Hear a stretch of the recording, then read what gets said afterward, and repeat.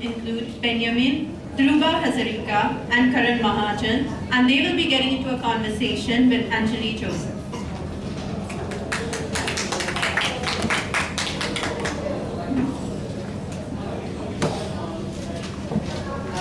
Hello, thank you for coming to this. I have to confess that there's only one person on this panel whose work that I've read, which is Dhruba.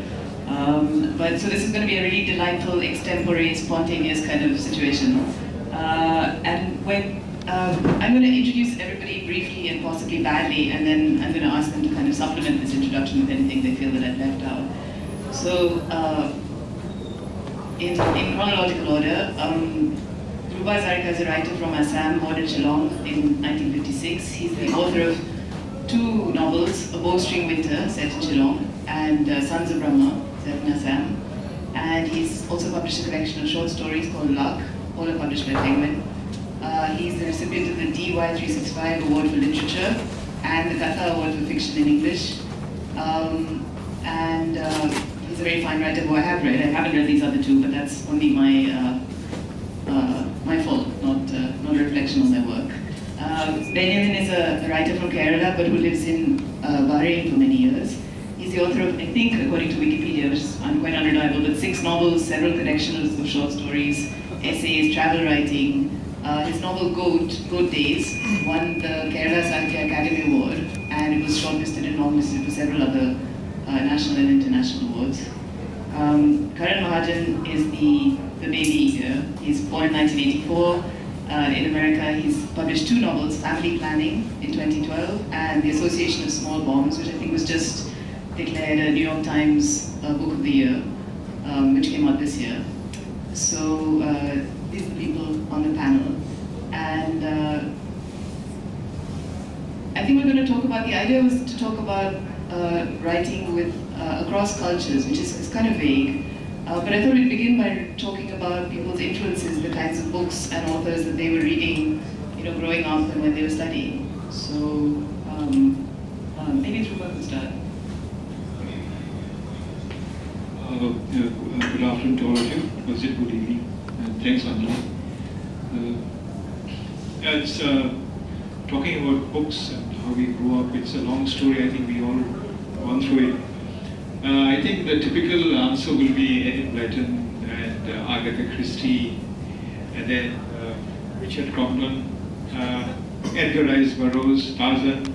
I love Tarzan. I still do. I got a half-year series with me, Edgar Rice Burroughs' P.G. Wodehouse, and then came the Louis L'Amour and the Oliver Strange times when these are westerns. I think most guys don't read them nowadays. Then the James Hadley Chase, Alistair MacLean thrillers. Then climbing to John Le Carre, Graham Greene, Hemingway, Faulkner. These will starters, and Steinbeck, of course, one of my all-time favorites. These are the authors generally I've carried on till around my master's. After that, so I think I graduated to something more to the Russians.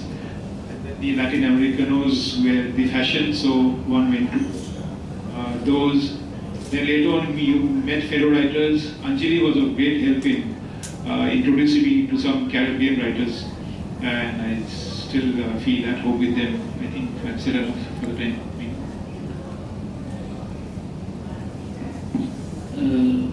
My case is somewhat different because I am an accidental writer.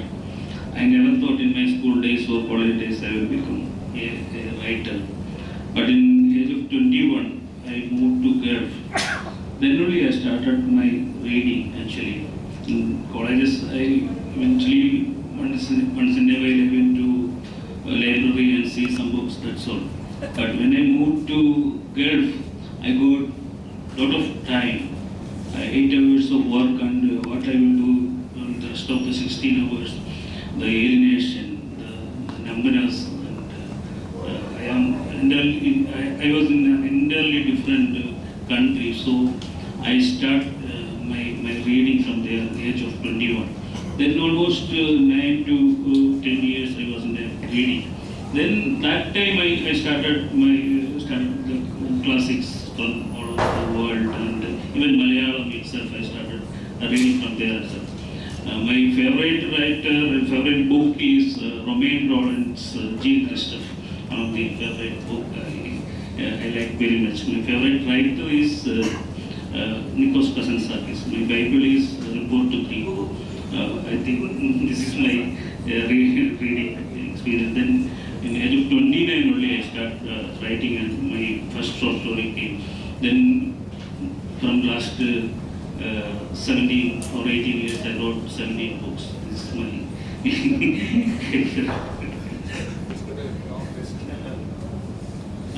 yeah, I think my reading probably when I was growing up in Delhi was like Dhruba's, like a lot of Enid Blyton, P.G. Wodehouse, then Hardy Boys and things like that.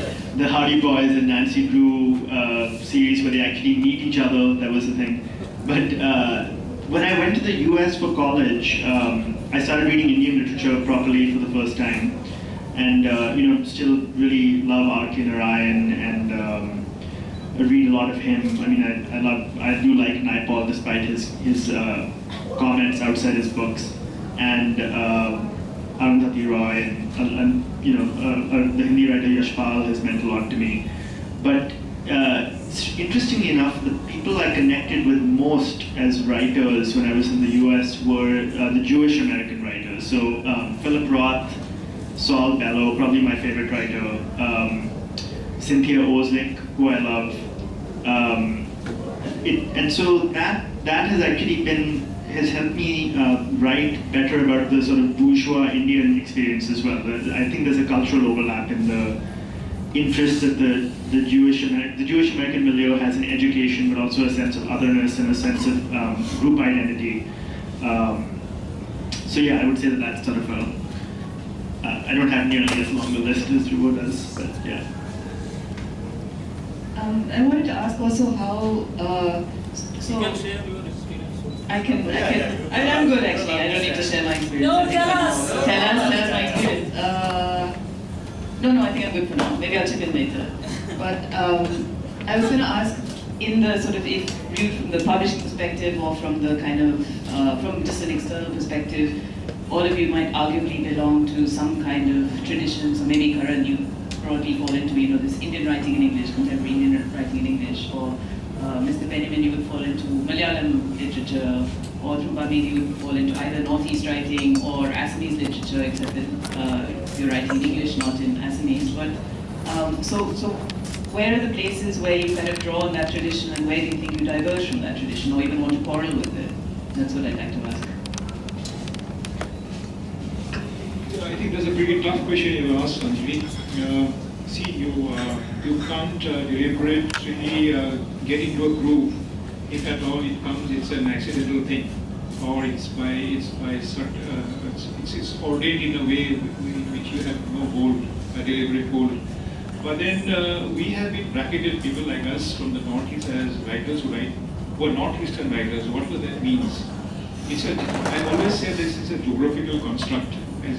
In as much as you're from the south of India, but they are seldom called the southern Indian writer. But we happen to be called the northeastern writers. And whatever that means, maybe we are a bunch of pork-eating writers, maybe we are a bunch of underground writers, maybe we are a bunch of head-hunting writers, we are a bunch of guys who are caught between mainlanders and non-mainlanders. We have yet to decide what is mainland, because every nook and corner of India is mainland for me. But then one lives with this stamp, and I think the Northeast does have a literary culture. The metaphors and the similes that we use are very peculiar and distinct to our side. This requires a lot of academic elaboration, which will require more time, so I don't think this is the forum I can tell you that.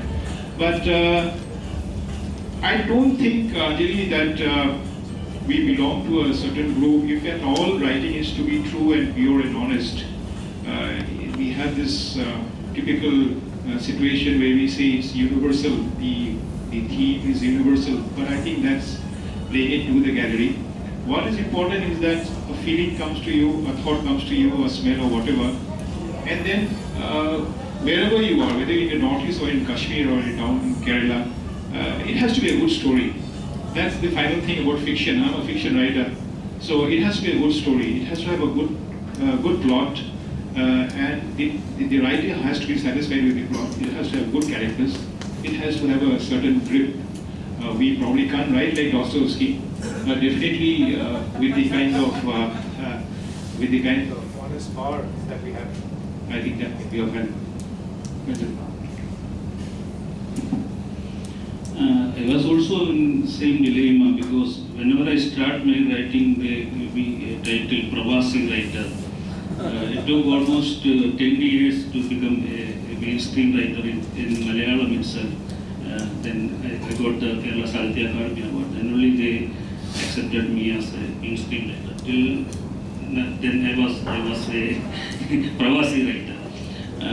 What led to me write means yesterday I told in another section that when I went there, almost 20-25 lakhs people from Kerala living in Gulf, and they are leading an entirely different life than people know actually, because we know the stories of Gulf from glittering stories, that is very well-known people who are going to the Gulf and coming back in 2 years with a lot of money, and such stories only we know. But when we live there, we know that the entire story is different, and people are suffering a lot. So as a writer, I know I do have a language and I do have a fiction power. It is my duty to show the other side of the Gulf. That's why I started write actually one of my main contents. It is based on the Gulf, who leading some other kind of life in Gulf. At the same time, I belongs to the Kerala St. Thomas Christian, that is entirely different from Catholic Christians, and we are believing that we are very old, rich tradition and old. So I do have a duty to show what is St. Thomas Christians and what is their tradition through the fiction. So I am concentrating on the Gulf, and at the same I am concentrating on the traditions of Kerala based on these St. Thomas Christians, and these are the ideas of novels in my thinking. But short stories, I lived the life almost 20 years in a cosmopolitan state. We are meeting 100 type of people from around the world, and each person is a story. So in short stories, I choose from around the world. I do have a short story named Kumari Devi based on Nepal, and I do have a short story Addis Ababa. It is from Ethiopia, and different kind of people whom I met in Bahrain. I make short stories. So it is basic idea of my writing is tell some unique stories to the world. This is my writing. Those are great answers. Thank you. I would say that it's only in the last couple of years that I've stopped seeing myself as being part of a tradition, at least mentally, have freed myself from it and see it more as there's an intellectual problem I want to solve, or emotional problem, and what are the best methods I can bring to it. So that certainly was this question of what is the meaning of these smaller bombings that are happening, was the genesis of the association of small bombs. And to go back to tradition, when I was just starting out writing, I think that the one thing that being an Indian writer in English gives you is there's this confidence. There's this tradition that's been existed for a while. You have examples of people whose books have lasted and who are read worldwide, and I think that's obviously an empowering feeling. The downside, I think, of that tradition is that it's obsessed with the nation state as an idea. There's so many sort of books that are about, quote unquote, about India.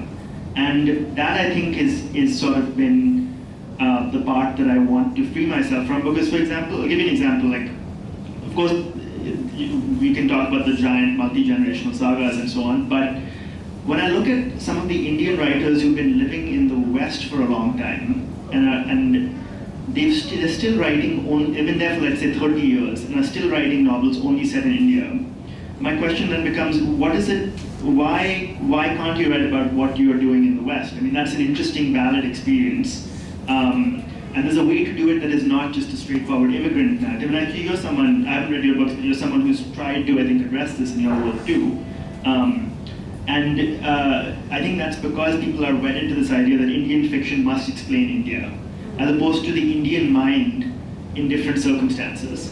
And you see that the great American novels, like Hemingway's books, they're all set abroad, for example.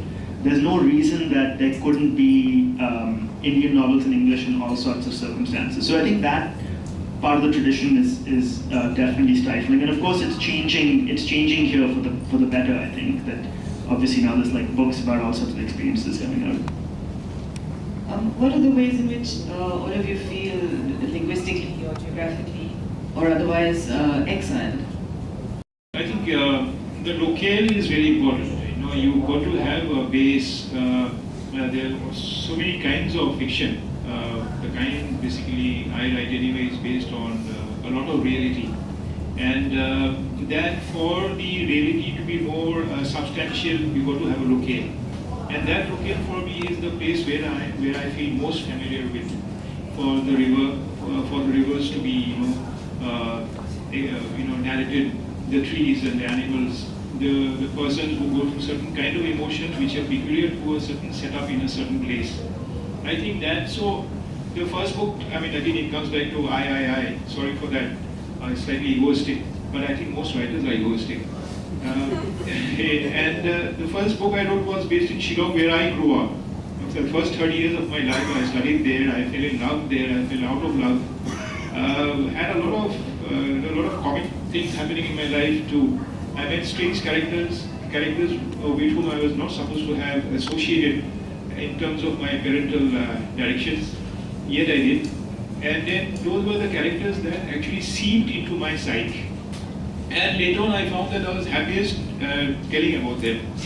So that locale was Shillong. The second novel was to do with, a bit of terrorism, and where for the next, I'm now 60 plus, so the next 30 years were involved with a lot of violence, a lot of terrorism. And that was again narrated through the locale based in Assam, the Brahmaputra. It's called Sons of Brahma. It's basically slightly attempted metaphorical stuff. And so that's how it is. You need a base, and the primary base is always the locale. And we have, I think, almost all writers have a locale, whether it's a science fiction writer. Isaac Asimov has always The Rings of Saturn. I remember reading that book when I was a child. So he had Saturn as a base. It's way out there, but it's a locale. So I think that way, to cut it short and keep it short, if you have your feet planted on ground, you need a sense of groundedness. Grounded, yeah. So that's how it is. I think all the writers are some way or other way in an exile. If you are in a safe zone, you can't be a good writer. I think some way or other way we are actually in a mental exile. As I told earlier, I went to GALF, that's why I started my writing career. Otherwise I would be in a safe zone in Kerala and become something else. And when I write this God Days, the book is banned in UAE and Saudi Arabia. Then I started my latest book, Hazarika Novel Factory. When I think about that book itself, I know that was also going to be another ban, and it will become dangerous when I am going to stay in GALF itself. So I moved. That is the story itself is based on the current event of Jasmine Revolution. That is the Arab Revolution happened in recent years. So I know that if I am staying there itself, it is very difficult for me to continue the writing of my life. So I moved back to Kerala. It's a self-exile, maybe you can call like that. Certainly that book also banned in UAE and Saudi Arabia and Gulf region. So Excel is the part of our writing. That means we are moving ourselves and buying also. I think it is good because our books are disturbing someone. This is what. So the Excels are chosen, I think, so, for the writer. It is helping us to be more courageous and be more creative. I think we know all the masters who wrote great works in Excel, and this is the Excel is the part of writing. Yeah, I mean, I think I've discovered, I've moved a lot in the last 10, 15 years, and I've discovered I'm like equally unhappy everywhere. So I think, I've lived in, after I left Delhi for college, I lived in San Francisco, New York, Bangalore, Delhi for a little bit, and then Austin. And I think that it does do this thing where your home territory becomes radioactive because you've lost it and you keep trying to re-access it through your work. So that obviously helps. But I think the other thing is, I'm a Punjabi from Delhi. I had a very mainstream experience in a certain sense. But I think that being thrown out of that and not being mainstream, being extremely uncomfortable in your skin in places like Texas, actually allows you to enter the perspectives of all kinds of other people too, which is what Exile does. Like, I think that I'm not quite sure. I think my writing would be very different if I had just stayed on in Delhi. It might not have been worse or better, but I don't know if I would have had the range that I've now been able to access in my work, where I've lived in different levels of income, in different cities, met all sorts of people, and but I do think that the worst part of Exile is it causes deep unhappiness and an unrealistic feeling that all immigrants have, that you're going to move back to some Edenic place that doesn't exist anymore. And certainly, like, trying to overcome those delusions is itself part of writing. So maybe there's some kind of primal moment of dispossession that leads to becoming a writer, or that precedes it anyway, for everybody. Can you all talk about the things that you're interested in now, the things that you're working on, the directions that you're going in, and also the things that you're reading? I want to got this collection of short stories. It's basically throwback to my adolescence years. It's more libidinous than anything else. About a teenager who's trying to cope up with his sexuality, and there are 12 stories in this collection. The first draft's over, but beyond that I can't say anything more. It all depends whether the editor accepts it or finally takes it in. Books I've been reading, very frankly, after retirement quite a lot, and then as usual you read 2-3 books at the same time. And the forte is, of course, fiction. I drool on fiction. And non-fiction, yes, quite a lot. Basically, there's this book called The Last Telegram. It's about the about the 1971 war that we had. I've read Moby Dick, the Norton edition. It's a classic. I had always wanted to read these 3 books. The Constance Garnett translation of Dostoevsky's Brothers Karamazov, which I had done. That was about a month and a half back. Now I'm into Moby Dick in a huge way. Huge why? Because it's incredible the way he writes, Herman Melville. I mean, how he does it. When I had read the first book, it was an abridged version, and prior to that, this was a comic when I was in school. But now reading this, I get up in the morning, I just can't wait to get to that book. And I go up late in the night reading about the sperm whales, the white whales, the blue whales, the brown whales. I mean, there's a whole school of whales. About 18 or 19 different types of whales. I never thought about this. Sorry, I'm digressing a bit. Then I finished, before that, Madame Bovary.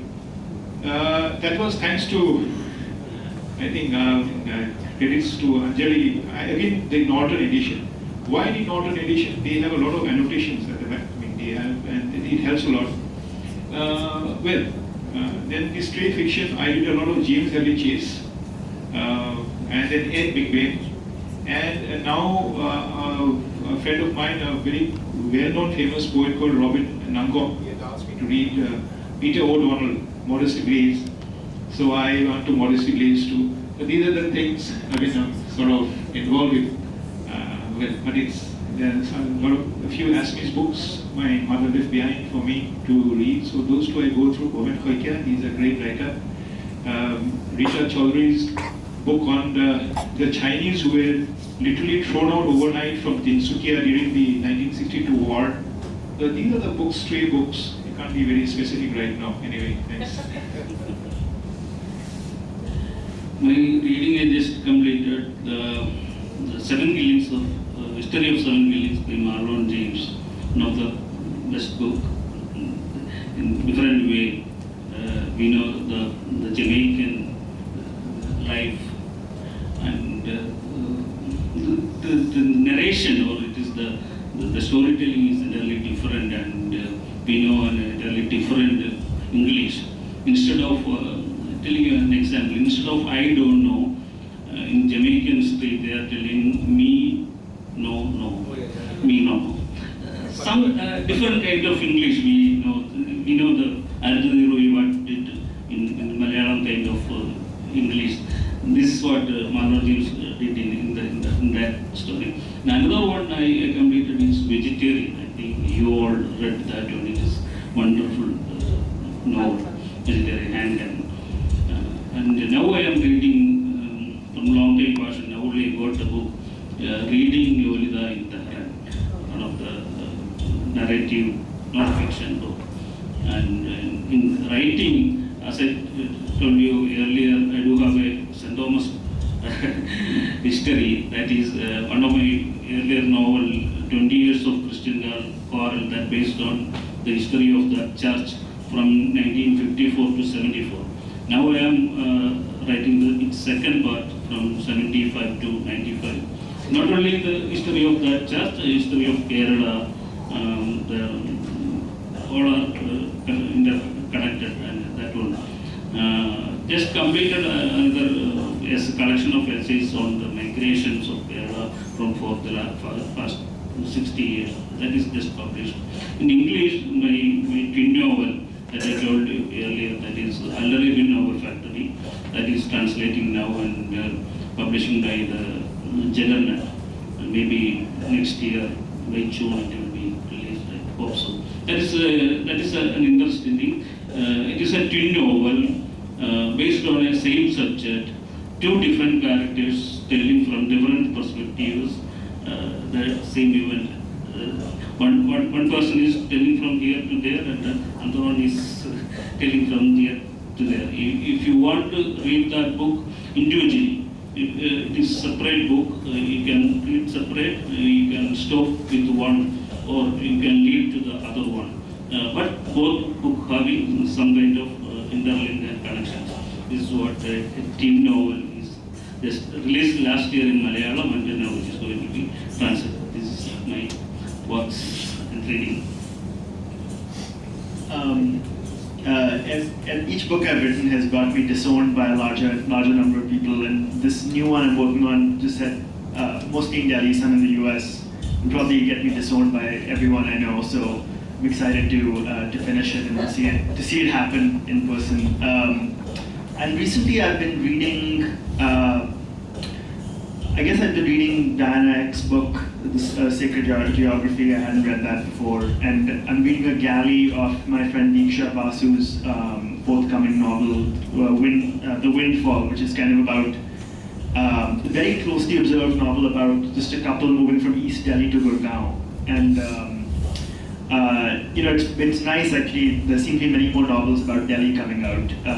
So it's fun to see. I think Keshav and I were talking about this. There wasn't kind of the same tradition in Delhi novels that there was with Bombay novels, but in recent years there's been Atish Tasir's book, The Way Things Were, which is a great Delhi book, and A Bad Character by Diti Kapoor. So hopefully this will be an addition to that.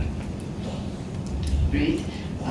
I think we're going to have questions now, so please, there are three fine writers here, please ask the questions, quarrel with them, pretend that you're a Bengali and just like get in there with the discussion. The question was on my mind when I heard the the name of the panel discussion, but it was again reignited by something that Mr. Benyamin said about want to tell these stories to the world.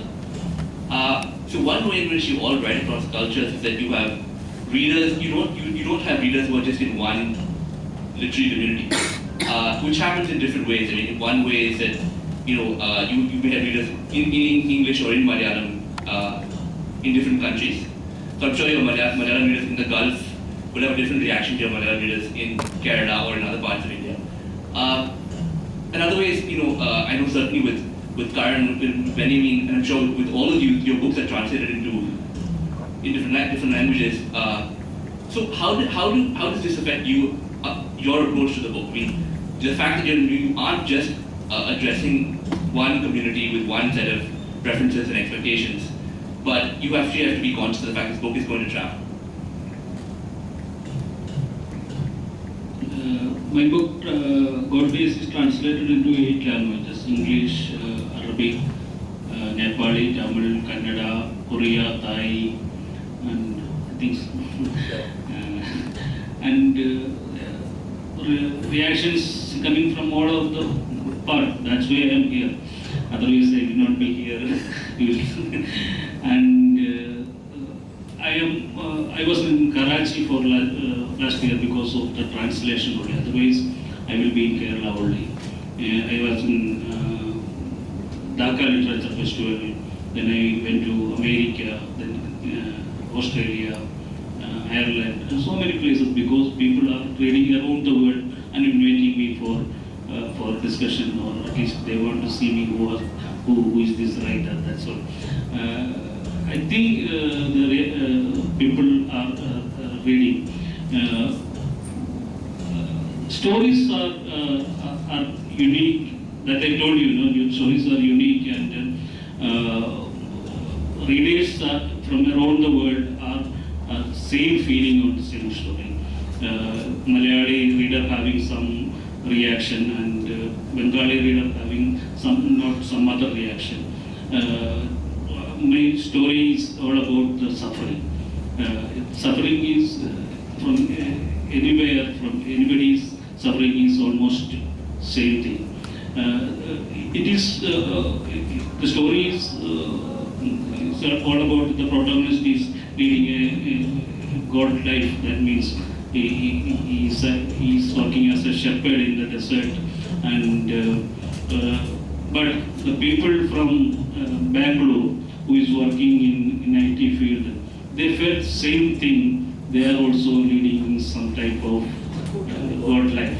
This is what they are telling us. We are also in the same feeling. So the feelings are the same from around the world, I think. So that's why we feel the Latin American novel belongs to us, or a Russian novel. When we read a Russian novel, we are thinking that it is dealing with us directly.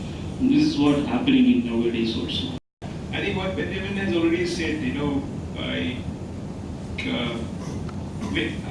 I don't know about others, but when I write for myself.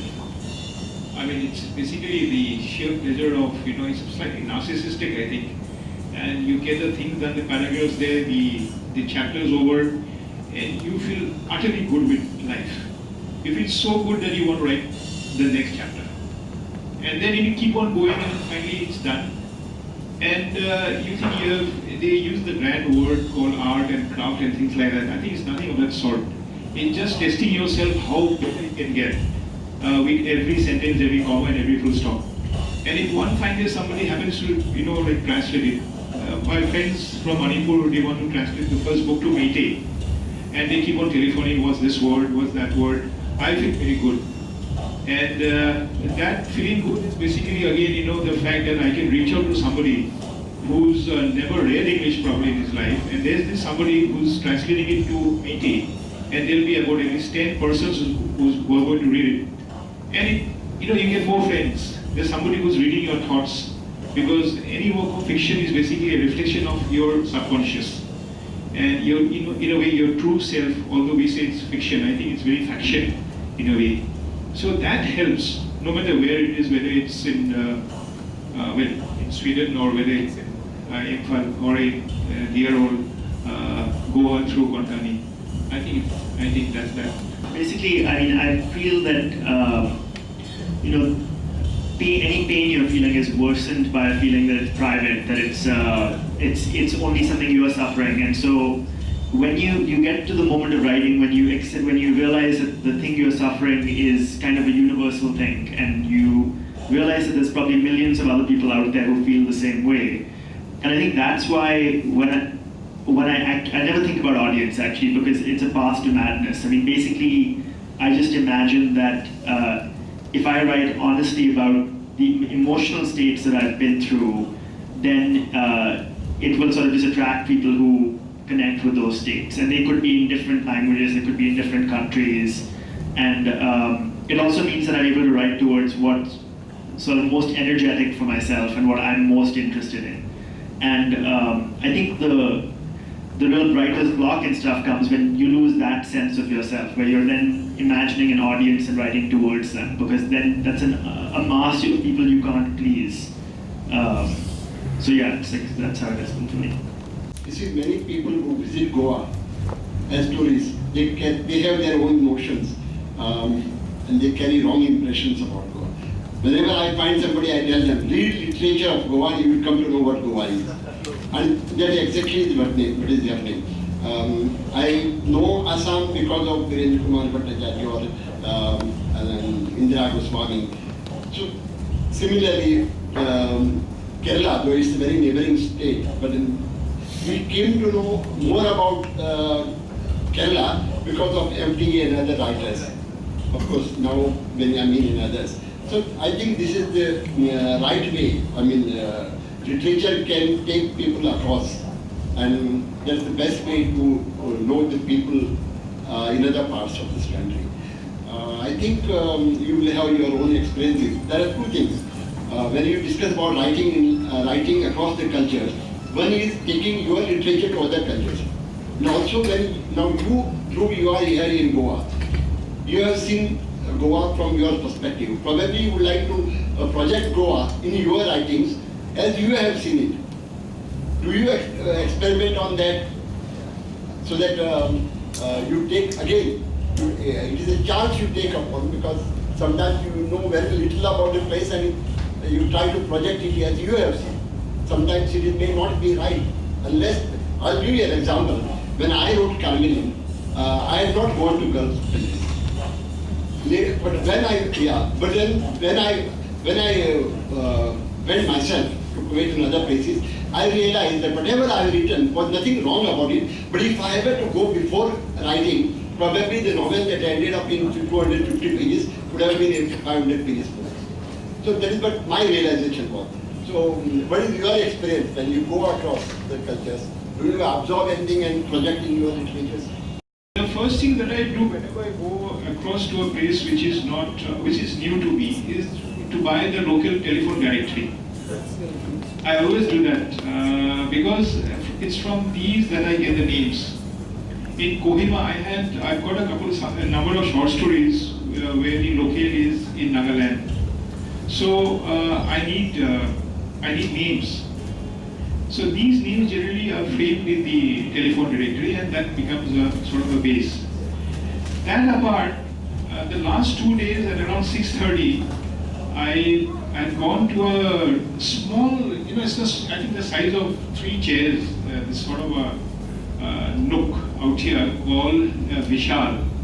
It's run by a huge guy who sits on a chair. I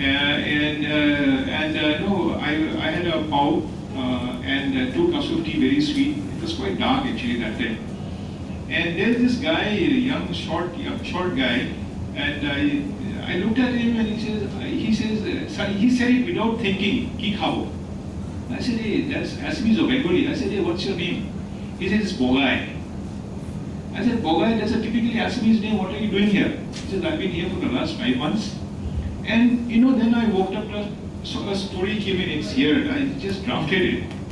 Then I asked this guy Ganesh, who's running the shop, how do you manage these 3 guys here? And from that, it's not going to be a great story or anything, but it's a germ of a story. And thereafter, walking through the streets of Panji, Panaji, the rest, and traveling around, you do come across stories. I think, yes, yesterday I mentioned somewhere that in this remarkably beautiful book of his called The Vagrant Mood by Somerset Maugham. Yeah, that was the first time I read. I mean, later on, other writers have said that around every bend in a road is a story. So Goa has thousands and millions of stories. I think it's up to our humility where we can pick these up from.